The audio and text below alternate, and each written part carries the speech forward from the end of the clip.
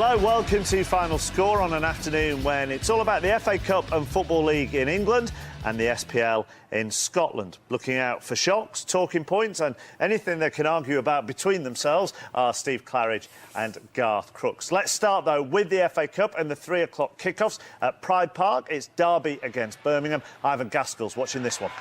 Yes, we're around about 12 minutes from the end, and it's Derby 1, Birmingham 1, and just about as even as you could imagine in all respects. Derby belying the 27-point place gap, should I say, between them and Birmingham, who've had such a good campaign in the Premier League. Jay McEverley with the opening goal had the home fans on their feet 55 minutes in, a long-range shot that Hart failed to deal with, and just as Derby seemed to be getting a real foothold, Scott Dan has, given something for their really large travelling fan behind that goal to my right.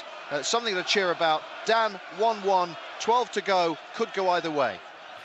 It has been, as they say, incident-packed at the Medeski Stadium, with all the details on Reading West Brom. Roger Johnson. It's 10 against 10, of which more in a moment, but more importantly, Reading 2, West Brom 1, and Simon Church just minutes ago giving Reading the edge in a game with 2 red cards and, as you say, Mark, plenty of incidents.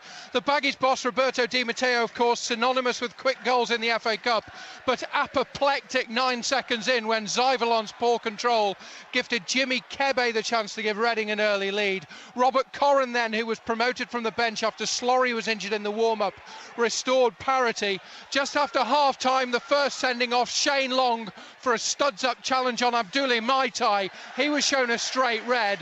That gave West Brom the impetus, but then Yusuf Malumbu, who came on as a half-time substitute, somehow managed to pick up 2 yellow cards in the first 15 minutes of the second period. He was then given his marching orders. Reading got the edge. Church has put them ahead now. You can't take your eyes off it, but Reading looking for a place in the last 8 for the first time since 1927, lead by 2-1.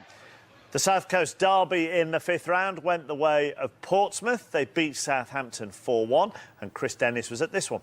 Humiliated in the High Court on Wednesday, victorious against their arch-rivals on Saturday. Portsmouth finished a week to forget with a day to remember. But for an hour, Southampton were much the better side, and only 3 point-blank saves by David James kept Pompey in the game. But on 66 minutes, Quincy Owusu-Obey broke the deadlock with a stunning individual effort. Within 2 minutes, Southampton were level through a Ricky Lambert header, his 25th goal of the season. But then Portsmouth clicked through the gears and their class started to show.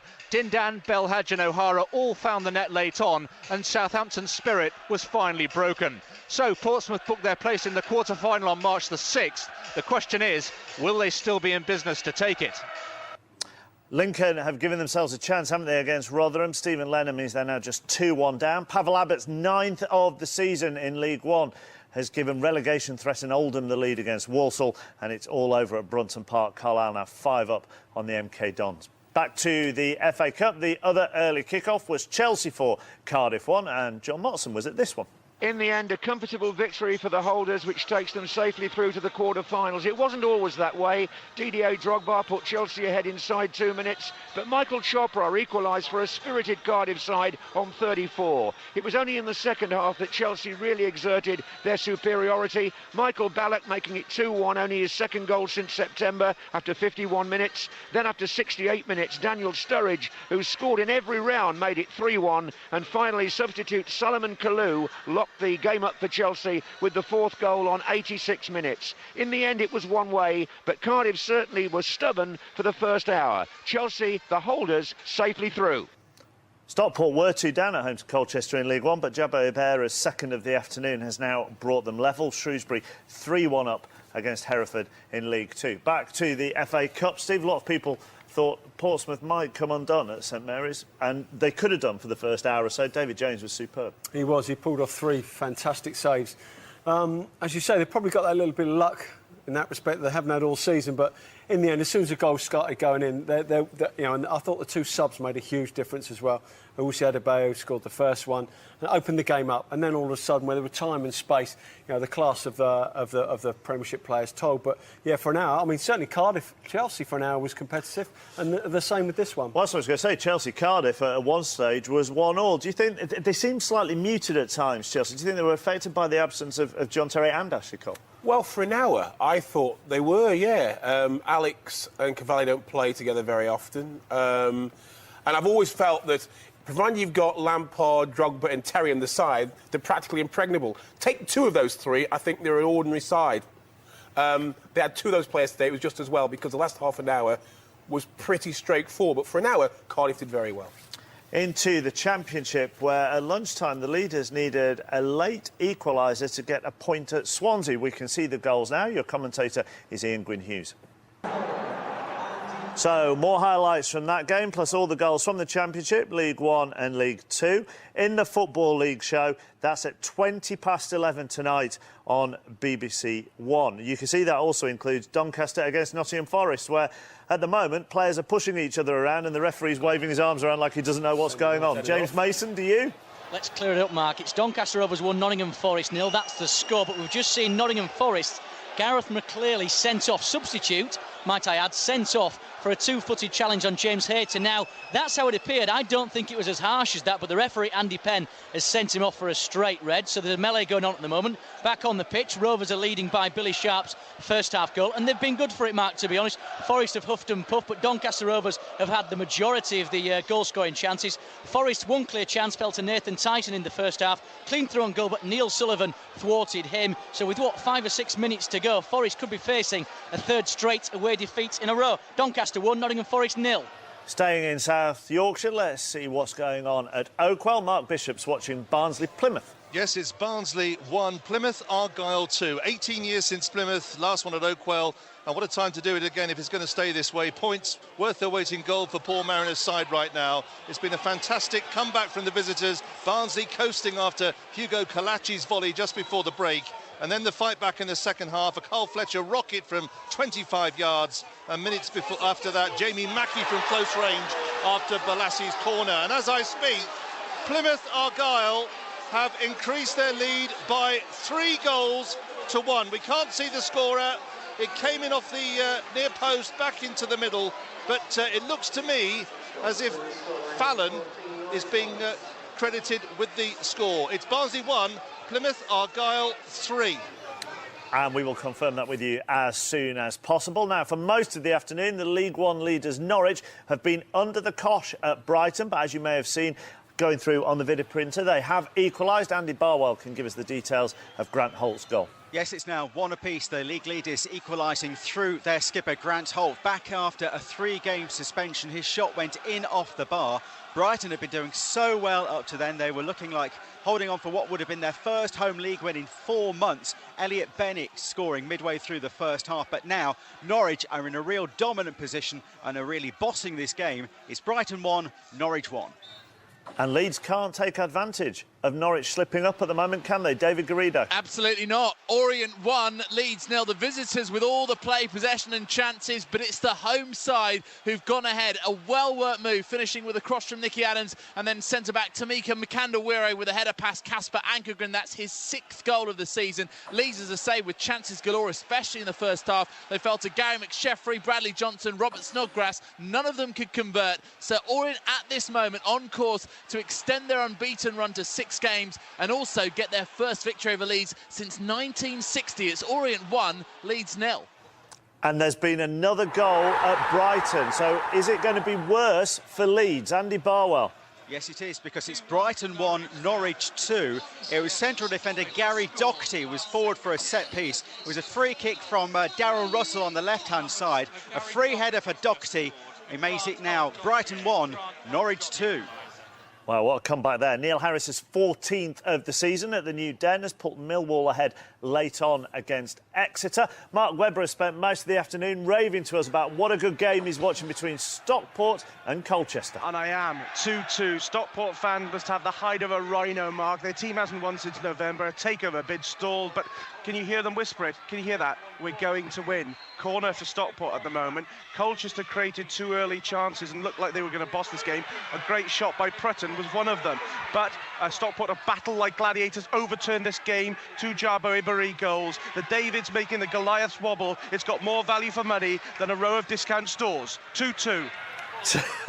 He's got all the lines this afternoon. 2-2 is nothing, though. In the SPL this lunchtime, it ended Aberdeen 4, Celtic 4. Juliet Farrington enjoyed this one. Celtic only have themselves to blame, and their defending could prove to be costly. Aidan McGeady looked to have wrapped up all 3 points with their 4th of the afternoon in what was a pulsating game, but with 15 minutes remaining, the tables were turned. Celtic conceded a penalty, of which Stephen McLean neatly placed, and then 3 minutes remaining, McLean again found the back of the net from the edge of the 6-yard box this time, after an error by Celtic, who failed to deal with a corner. Darren O'Dea was then sent off, but take nothing away from Aberdeen. They deserved a point. But could this be the end of Celtic's title challenge? Plenty of goals around in the SPL today. A couple of them have come at St Mirren Park for Ian Turner. Yeah, it looks as if it's going to be a point apiece here as well. We're into the closing minute mark. St Mirren 1, Dundee United 1. Danny Swanson looks to have grabbed a point for United with a low speculative shot from outside the box that got them back into after Michael Higdon had headed St Mirren in front after 65 minutes. Not a great game. It looks as if it's going to finish all square, 1-1. Been an emotional day at Tynecastle with Jim Jeffries and Stephen Pressley both returning to the club. Brian McLaughlin is watching Hearts Falkirk. Well, Stephen Pressley has returned to Falkirk. Obviously, he was a captain here at Hearts for a few years, but it's now Hearts 3, Falkirk 2. Hearts ahead after just 5 minutes. Lee Wallace scoring. Honours even at half-time. David Kaczarski knocked the ball past his own goalkeeper. Suzo and Black then sent Hearts 3-1 up, but Pedro Matinho has just scored to pull Falkirk back into it. A minute left here at Tynecastle. Hearts 3, Falkirk 2. There's one other earlier game in the Championship today. It finished Preston 0, Blackpool 0. So with Blackpool slipping up, maybe Leicester can take advantage. They're at home to Scunthorpe. Andrew James. It's Leicester 5, Scunthorpe 1 mark, and Valentine's night tomorrow. Leicester, they're becoming seriously flirtatious with the playoffs. They've made a mockery of losing their top scorer, of course, in midweek, and successive 0-0 home draws. Paul Gallagher's got a hat-trick. Michael Morrison started it all off. Martin Waghorn's got a goal. One pulled back for Scunthorpe from Togwell's deflection from a Hayes shot, but they really have been at 6s and 7s, Scunthorpe, and Leicester look very good value. Leicester 5, Scunthorpe 1, and still playing. There's been a late goal in the FA Cup, and the Medeski Reading were 2-1 up on West Brom. What's the latest now? Roger Johnson. It's 2-2 now, Mark. The equaliser coming from Joe Mattock up from left back. The ball was played into him, edge of the penalty area, with both sides down to 10 men. The game has become stretched. Spaces have started to appear, and he had the time just inside the penalty area on the left-hand side to drive it hard and low across Adam Federici. We could be heading for a replay. It's Reading 2, West Brom 2. They were heading for a replay at Pride Park where it was 1-1, but there's been a late goal there as well. Ivan Gaskell. Derby 1, Birmingham 2 at the death. 5 minutes of added time, and in the first of those, Derby have gone behind, and it could be the blow that knocks them out. Birmingham are looking a little bit strong in terms of the cup this year. It's a good year to be in it, and Kevin Phillips came on as a sub and has made a difference. He turned and poached in the box. His shot hit the post. It looked to be spinning in, but Ridgewell followed up and made sure. Heartbreak for Derby. Birmingham look like they're going to go home happy. 1-2 here at Pride Park. Back into the Championship, it's Sheffield United against Bristol City. Here's Alan Biggs. 2-0 Sheffield United, a pretty emphatic home win. Beckons in a game of contrasting styles, but not what you'd expect. Bristol abandoning their passing game to go long, and Sheffield United, renowned for being direct, they're playing it short and playing it very well too. 2 early goals in the second half, a long ball, strangely enough, quite brilliantly dispatched by Henri Camara. Then Darius Henderson deftly glanced home a fine cross from Jamie Ward. Dean Gherkin has stood in the way of other goals. Bristol still haven't scored an away goal this year, despite Chris Iwelumo's debut here today. It's 2-0 to Sheffield United. By all accounts, Middlesbrough have been dominating bottom of the Championship, Peterborough at the Riverside, but it's still only 1-0. Steve Sutton. It is, and it was a very early goal in the first half that gave Middlesbrough that lead from their skipper, Barry Robson. Not an awful lot's happened since then. The only things I've noted down on my pad here are 3 substitutions for each side this second half. It's been that bad. No doubt Gordon Strachan will tell the journalists at the end of the game that sometimes you just have to grind out a result, and believe me, this is a grind. Middlesbrough 1, Peterborough 0.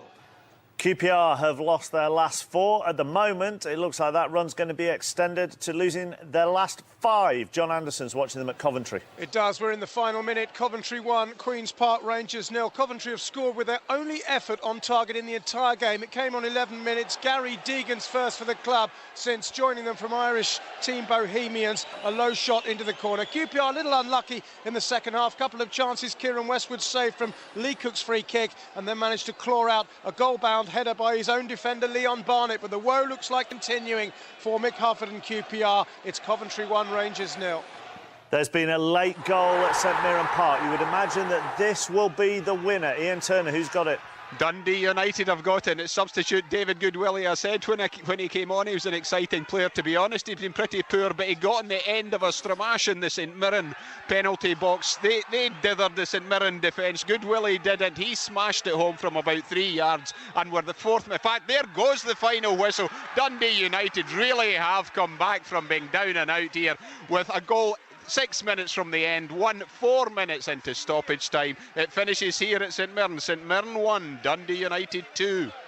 And there's been a late goal at Brisbane Road. Our Leeds still hanging on to Norwich's coattails. David Garrido. Just about. They've just equalised, and it was a shot, I think, from Bradley Johnson, which was diverted into his own net by Ryan Daniels. Jamie Jones looked to have it covered, but that just diverted it past him, and it's now 1-1 here. 4 Leeds fans managing to get past the stewards, just to tell you, and invading the pitch. They've now very, very luckily been put back into the stand. I do suspect there'll probably be a little bit of further action taken on that, but the Leeds fans on the opposite side of the ground from where I am are now chanting it's Orient 1, Leeds 1. And the late goal at Pride Park has turned out to be the winner for Birmingham, hasn't it? Ivan Gaskell.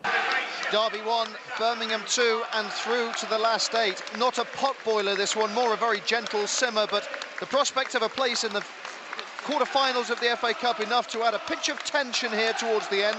Derby largely bridged the 27th place gap to their Premier League opposition and just about deserved the early second half lead thanks to Jay McEvely's speculative shot that somehow foxed Hart.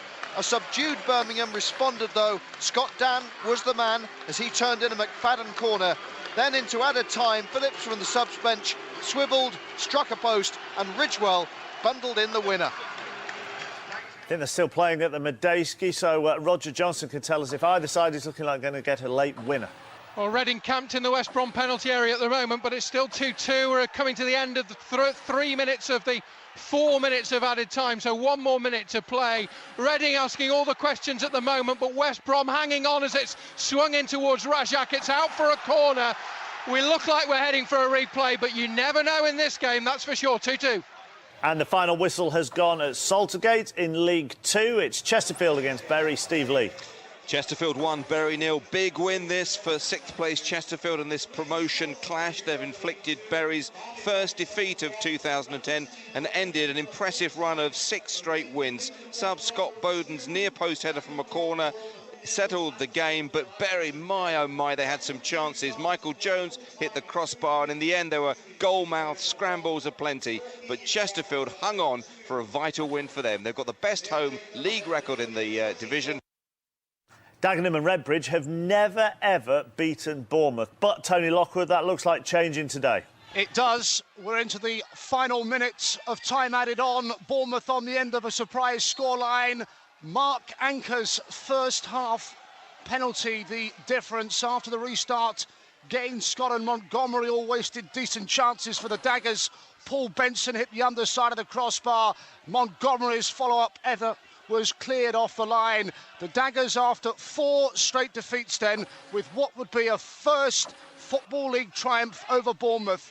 The Cherries look to be on the end of a fruitless trip to Essex. Full-time whistle goes. Dagenham won by a 0-0. And the final whistle has gone at the Keep Moat as well. James Mason, it looks like Nottingham Forest wobbles continue. Certainly does. Doncaster Rovers 1, Nottingham Forest 0. Forest third straight away defeat in the row, Mark, with a single goal from Billy Sharp, enough for all 3 points for a plucky Doncaster Rovers team. Sharp grabbing his 12th goal of the season after connecting to James Chambers' left wing cross to beat Lee Camp in the first half. Forest showed plenty of endeavour and sometimes brute force, but they couldn't break through. Nathan Tyson wasting a one-on-one with Neil Sullivan. To add insult to injury, substitute Garth McClearly was harshly sent off for a challenge on John Oster. A frustrating day for the Nottingham Forest fans. Delight for Doncaster Rovers. Doncaster Rovers 1, Nottingham Forest 0. I watched West Brom. I watched Nottingham Forest at West Brom, and they were fantastic. So, what's the reason behind this wobble? I don't know, because away from home, I mean, their away form has been as good as their home form. To lose the 3 games on the spin like they have is most unlike Nottingham Forest. I'm not quite sure. They haven't looked like that threat up front. You know, in a couple of games I've seen them, you need that when you go away from home. But no, they'll want to rectify that. They're not a million miles off, and if they get back onto where we know exactly where they can do, then they'll be back in there with a shout. Back to the FA Cup, 5th round. The final whistle has now gone at the Midday-Ski. Roger Johnson. It's finished Reading 2, West Brom 2. Joe Mattock's late equaliser rescuing a replay for West Brom after Reading seemed set for a first quarter-final appearance since 1927. The home side went ahead after just 9 seconds through Jimmy Kebe, the fastest goal in Reading history. But Robert Corran equalised as the visitors got on top, and when Shane Long was sent off, the Baggies seemed set. But substitute Yusuf Malumbu also got his marching orders. 10 against 10, Simon Church scampered away to put Reading in front, and then Mattock popped up to restore parity again to force a replay at the Hawthorns. 2-2 it finished. Sheffield United are closing in on those playoff places. They beat Bristol City this afternoon. Alan Biggs. Yes, by 2-0. It's 53 years since Bristol City last won at Bramall Lane. They've now lost their last 7 visits. Little chance of that sequence ending. Sheffield United much the better, a convincing performance that would have looked even better but for Dean Gherkin's excellence in goal for Bristol, beaten only twice, a thundering shot from Henri Camara and a nice gentle near post header from Darius Henderson. Sheffield United's first win in 5 by 2-0. For the first time in 10 years, Leicester City have scored 5 in a league game. They've thumped Scunthorpe. Andrew James, watch this one. Yes, and Paul Gallagher's hat-trick mark laid the platform from which Nigel Pearson firmly planted his side into the role of serious playoff contenders. Michael Morrison and Martin Waghorn also got on the score sheet as Leicester responded superbly to the midweek loss of top scorer Matty Fryatt. Sam Togwell's deflection of a Paul Hayes shot brought Scunthorpe's only crumb of comfort on a day when they looked as likely to go down as Leicester seemed capable of another promotion season. Leicester City 5, Scunthorpe United 1. The leaders in League One left it late to get the points at the Wibdean. Andy Barwell. Yes, Norwich grabbed a couple of goals late on here that hadn't really looked like coming for Paul Lambert's side today. An 8th away win of the season for the Canaries. Skipper Grant Holt on his return from a ban cancelled out Elliot Bennett's goal for Brighton. And Gary Doherty headed the Norwich City winner. Full-time Brighton 1, Norwich 2. Now, the build-up to all the big games starts here on Final Score from 2:30 every Saturday afternoon. All you have to do is press that red button and then you get every goal as they go in throughout the afternoon. Time now for the classified football results with Tim Gudgin.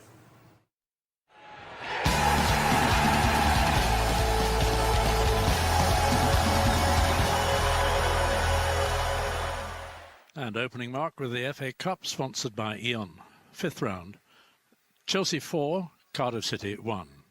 Derby County 1, Birmingham City 2. Manchester City and Stoke City kick off at 5:15. Reading 2, West Bromwich Albion 2. Southampton 1, Portsmouth 4. In the Coca-Cola Championship, Barnsley 1, Plymouth Argyle 3. Coventry City 1, Queen's Park Rangers 0. Doncaster Rovers 1, Nottingham Forest 0. Leicester City 5, Scunthorpe United 1.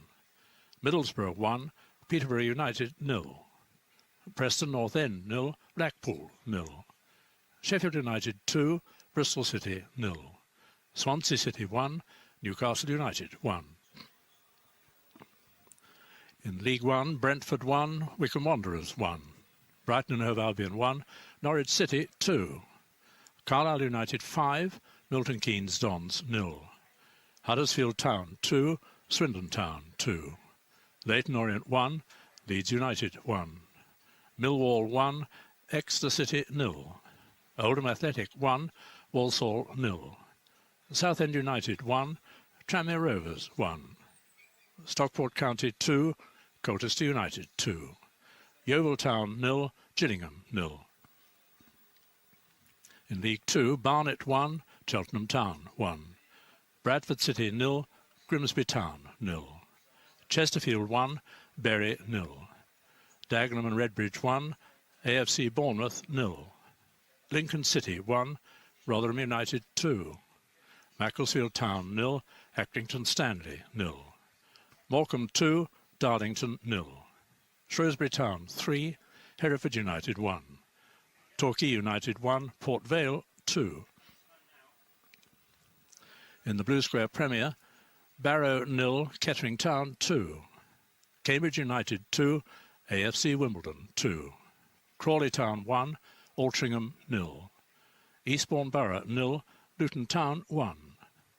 Ebbsfleet United 1, York City 0. Grays Athletic 0, Salisbury City 2. Hayes and Yeading United 3, Gateshead 2. Kidderminster Harriers 2, Forest Green Rovers 1. Oxford United 2, Histon 0. Rushton and Diamonds 1, Stevenage Borough 0. And Tamworth 2, Mansfield Town 4. In the Clydesdale Bank Scottish Premier League, Aberdeen 4, Celtic 4. Hamilton Academical 0, Motherwell 0. Hearts 3, Falkirk 2. Kilmarnock 3, St Johnstone 2. St Mirren 1, Dundee United 2. In the Arnbrew Scottish Division 1, Ayr United's match with Dundee postponed. Partick Thistle 2, Airdrie United 0. Queen of the South 1, Greenock Morton 2. Wraith Rovers 0, Inverness Caledonian Thistle 4. And Ross County 2, Dunfermline Athletic 2.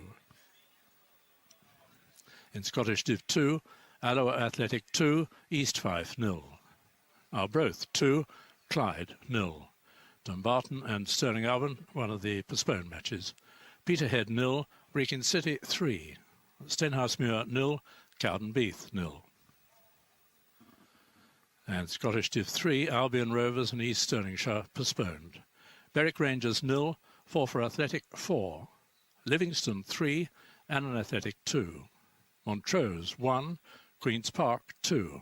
And finally Stranraer and Elgin City, match postponed. In the Welsh Premier, Casus 0, Neath 1. Prestatyn Town 0, Carmarthen Town 0. And this is what all those results do to the tables this Saturday evening. Newcastle's 1-1 draw at Swansea earlier was enough to send them a point clear at the top of the Championship. West Brom were on cup duty while third place Forest were beaten at Doncaster. That's their third defeat in 4 games. Leicester remain in the final playoff spot after thrashing Scunthorpe. The Foxes just ahead of Sheffield United and Middlesbrough, who also both won today. Defeat at the Riverside means Peterborough remain adrift at the foot of the table. Second bottom Plymouth claimed a win at Barnsley, which leaves them 6 points from safety. Reading, Ipswich and Palace are not on league duty this weekend. Scunthorpe's goal difference took a hammering at the Walkers Stadium. Norwich's 2-1 win at Brighton sees Paul Lambert's side extend their lead at the top of League One to 4 points. Second place Leeds could only draw at Leyton Orient. Millwall were the only other side in the top 6 to claim maximum points today. Gillingham's goalless draw at Yeovil sees them move out of the bottom 4 at the expense of Brighton. Stockport remain rooted to the bottom of the table, 13 points adrift of safety. It was a good day for Rochdale, even though the League Two leaders weren't in action. Second place Bournemouth were beaten at Dagenham, while Bury's 6-match winning streak ended with defeat at Chesterfield. Rotherham made it 4 wins in 6 at Lincoln, while Shrewsbury hit back from a goal down to beat local rivals Hereford. Defeat at Morecambe leaves Darlington 12 points from safety. Grimsby picked up a point at Bradford, but they've now gone 20 games without a win. Cheltenham couldn't hang on for victory at Barnet, but a point leaves them 6 clear of the bottom 2. Oxford are the Blue Square Premier's new leaders, courtesy of their 2-0 win over Histon. Previous leaders Stevenage Borough slumped to a 1-0 defeat at Rushden. No change in the bottom 4, though, where Forest Green, Gateshead and Grays Athletic all lost. Chester, of course, not allowed to play at the moment. In the SPL, Celtic lost more ground in the title race, conceding 2 late goals at Pittodrie to draw 4-4 with Aberdeen. Tony Mowbray's side trail Rangers by 7. That gap will become 10 if the Ibrox club beat Hibs tomorrow. Dundee United won at St Mirren, while Kilmarnock trailed twice against St Johnstone, but eventually prevailed 3-2. Falkirk's first game under their new boss Stephen Pressley ended in a 3-2 defeat at Hearts, and that result leaves the SPL's bottom side 4 points behind Hamilton, who drew 0-0 with Motherwell. Dundee are 5 points clear despite their game at Ayr being frozen off. Nearest rivals Ross County couldn't capitalise. They drew 2-2 at home to Dunfermline. Bottom side Airdrie were beaten 2-0 at Partick Thistle. Alloa are 5 points clear at the top of League 2 after beating East Fife 2-0. Second place Cowden beat Lost Ground. They had a goalless draw at Stenhouse Muir. Clyde are 5 points adrift at the bottom after a 2-0 loss at Arbroath. And Livingston stay top of Division 3 thanks to their comeback against Annan Athletic. Nearest rivals East Stirlingshire saw their game at Albion Rovers postponed. Fourth place Forfar hit 4. Yeah, I'm glad that comes at the end of a very long table roundup. At Berwick Rangers to narrow the gap between the sides to just 1 point. Montrose 9 points adrift at the bottom following their home defeat to Queen's Park. All the results, all the tables, and as far as the Football League is concerned, all the goals come a little bit later on tomorrow. bbc.co.uk/sport is the website address. That's all the tables done. Let's talk about the FA Cup. Derby have been on a great run of form, so it shows how strong Birmingham are, doesn't it, to come back? Halted today by Birmingham. Chelsea with the same strong side. Portsmouth, 10 goals between the 3 of them. I think it shows their intention, doesn't it? I'll tell you what, do you know what? I'm glad. I want a team who want to win the FA Cup to win the FA Cup. So I've got absolutely my problem. I'm glad when they go out. These teams play these, reserve sides, half a side. They get knocked out. Unlucky. Tough. You take that. Teams who really go for it, like the sides that we've just mentioned, good luck to them. I hope someone who wants to win it does win it. But this is a Birmingham side that is, without a shadow of a doubt, he knows his strongest 11, doesn't he? And if they're all available, he plays them. He made a couple of changes, didn't he, when they lost at West Ham during the week. One of those might have been injury enforced because of Benitez. Well, he went back to his strongest side today. Exactly. It was the subs again. Kevin Phillips, we saw, worked the Oracle the other day. Yeah. Him and Fahey came on again today. Kevin Phillips was an integral part of the second goal. So he's got a decent squad there. Last couple of games in the Premiership haven't been great for Birmingham, so maybe, that Europa Cup spot has got a little bit far away. Hey, we're not going to get relegated. This is a massive competition for us now. If you watched Final Score last weekend, then we gave David James a little bit of stick after Portsmouth's defeat at Manchester United. He bounced back today, didn't he? Played well. I think Steve made the point during the show that perhaps it's due to a little bit of fitness and sharpness, but I really enjoyed the game today. I thought Southampton-Portsmouth was a very, very good cup tie. David James looked back to his best. People at home will go, goalkeeper, fitness. That can't make a massive amount of difference, but match fitness does. Yeah, I mean, don't forget, we're talking about a man who's only just got himself match fit. And there's no doubt about that, and you can step your training up as long as you know that you're injury-free. He's picked up lots of little niggly injuries, and they're the worst ones.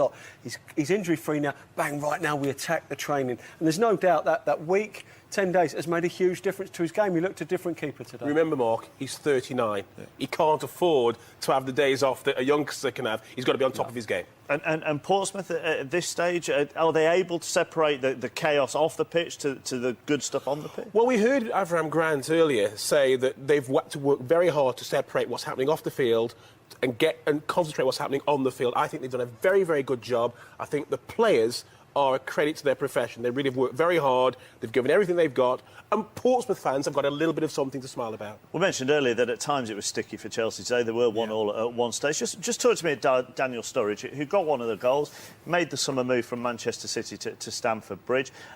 He's still learning his trade, isn't he? Because they played him wide of a front three today. And absolutely. And there were one or two rumours coming out that he hadn't settled well. His attitude wasn't great. He had to knuckle down.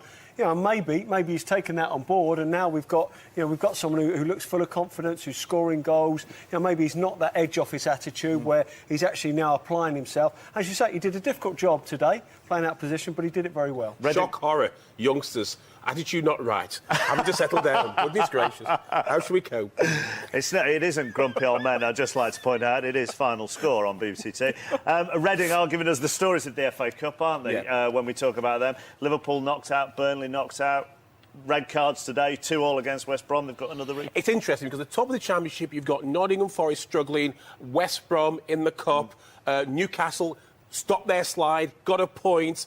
West Brom have got an extra game. West Brom got an extra game in that replay. Yeah. Can Reading go on? I don't think they'd have wanted this one. I don't think they'd have wanted. I don't think either would have wanted this one. They wanted today. Concentrate in the league, and the other one was to get promotion. Yeah. We've got some goals for you now. From the Championship, at Bramall Lane today, it finished Sheffield United 2, Bristol City 0. Tony Gubber is your commentator. Williamson winning the ball from Hartley.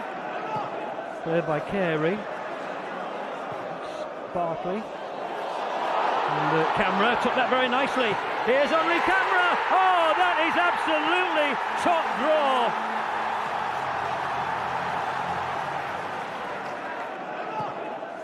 Cleared by Fontaine, but only as far as Cameo. Jamie Ward. Looks for Henderson. Oh, yes! Darius Henderson tortures Bristol City again as Sheffield United go into a 2-goal lead. All the Football League goals on BBC One tonight at 11:20. Let's take a look more at the Championship promotion race. Big point for Newcastle. They were a goal down at Swansea.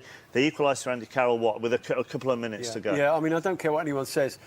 First and foremost, it's about getting up. It's not winning the Championship, it's about getting promoted, OK? And they will look on this and say, they'll probably come off the pitch, OK, they played before Forest and go, oh, draw, we possibly, we could have done with winning. And then they find that Forest have got beaten. And all of a sudden, that draw turns into a fantastic result at a tough place to go.